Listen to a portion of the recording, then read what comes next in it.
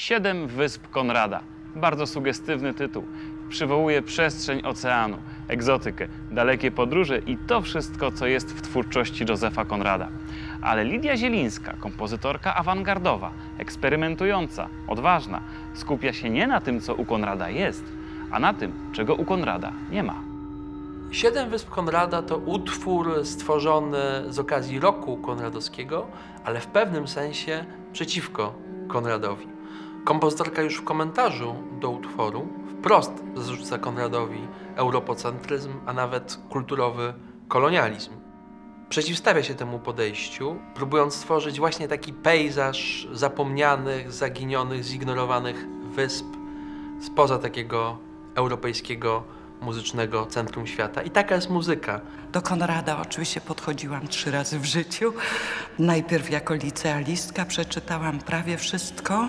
Potem przed 40 pozwoliłam sobie wrócić do Smugi Cienia, a potem w związku już z zamówieniem przeczytałam całego Konrada i byłam zszokowana, kiedy odkryłam, że w dzisiejszym rozumieniu Konrad jest absolutnie niepoprawny politycznie, że to jego poznawanie obcych rejonów to nie jest ciekawość podróżnika, to jest mentalność handlarza. Niezależnie od inspiracji Konradem, jak pisze autorka, ten utwór to impresja na temat kultur ginących na naszych oczach.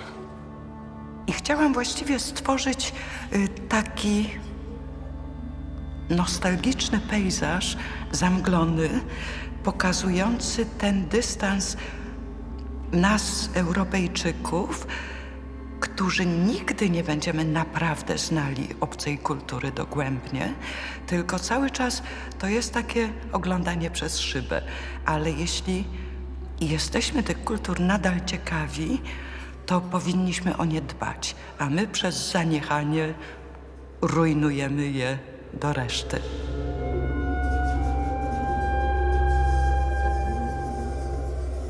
Kiedy po raz pierwszy słuchałem utworu Lidii Zielińskiej, wciągnął mnie on tak bardzo, że te 11 minut minęło błyskawicznie. Nie mogłem uwierzyć, to już, to koniec. Musiałem go posłuchać raz jeszcze, natychmiast. Takie rzeczy nie zdarzają mi się często. Czy to świadczy o sile i jakości utworu Lidii Zielińskiej? Proszę sprawdzić, trafiając na 7 wysp Konrada.